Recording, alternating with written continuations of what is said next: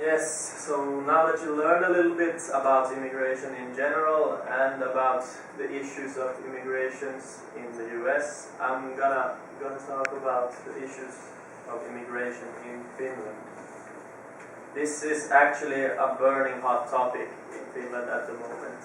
3 weeks ago we had a parliament election, and a populistic national anti-immigration party gained almost 20% of all the votes. There's clearly a strong movement against immigration in Finland at the moment. One of the reasons for this is people are blaming these immigrants for coming to our country, living off regular taxpayers without contributing anything to our society. According to Suomen Gallup, they have made a survey and came up with some interesting results that the most negative attitudes are among older people that live in rural areas that mostly are not affected by these immigrants at all, while people that live in the Helsinki, the capital, are much more tolerant towards immigrants.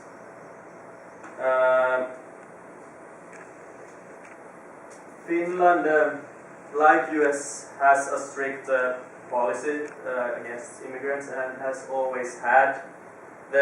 Finland is actually notorious for keeping foreigners out.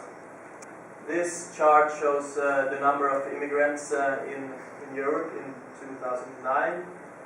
As you can see, the amount Finland takes in is quite low compared to some of the other countries.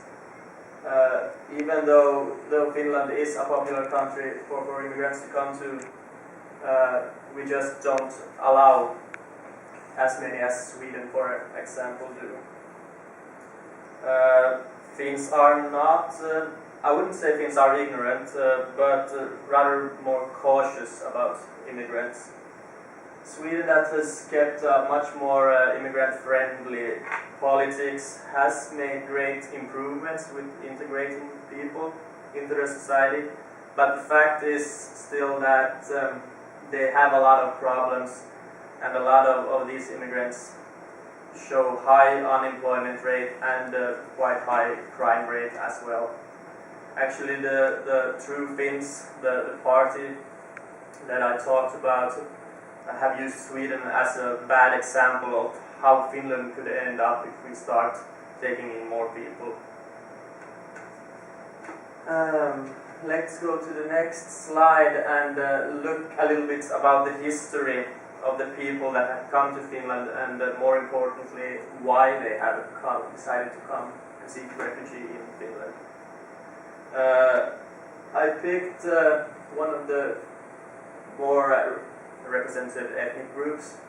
First, we have the Vietnamese people. The first Vietnamese people came to Finland in 1979. Vietnam was ruined by wars, first against France in the 1950s and then with the US 64 to 75. We have now over or about 4,000 or 5,000 Vietnamese people living in Finland. And they have actually integrated quite well, and they are known as hard workers and proper people. When the Soviet Union was resolved in 1991, a lot of people from these countries wanted to come to Finland because the conditions over there was really bad at the moment. Not as many people are immigrating nowadays because the conditions in countries like Estonia and others, the conditions are getting better there. Then former Yugoslavia, there were several ethnic groups in Yugoslavia, and it was in the 1990s when Croatian and Slovenians declared independence, and the nationalist Sir Slobodan Milosevic became president at the war, 10-year lasting war started. and a lot of people came to Finland to seek refugee. For many of these people, the only option to stay alive was to get on the first best bus and hope for a better future. Then Somalia, people from Somalia. This is a growing group in Finland now, and there's also an ongoing civil war there. It started in 1991 and still going on. There's political unrest and people can't even get water and medical supplies needed.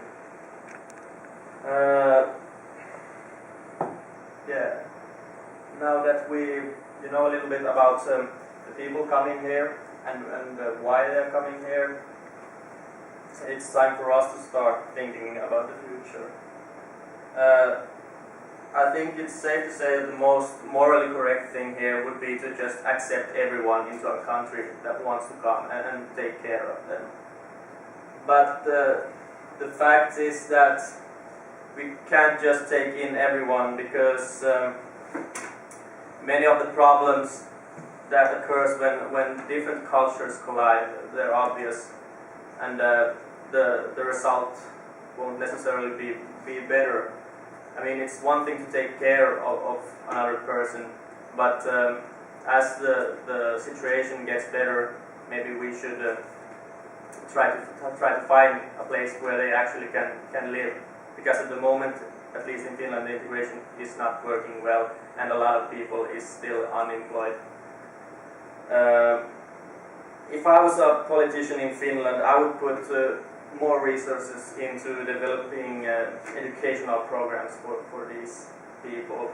And I would also point out or try to educate the Finnish people that we need to be more tolerant and open-minded against these people, so that parties like the True Finns that now gained 1/5 of the votes, people like that shouldn't have a say in our parliament, the most vital decision organ in Finland. I think the Finnish people need to stop isolating themselves. We have to start seeing beyond our borders. The fact is that Finland has very low birth rates, and if we don't take people in, the whole country will die within.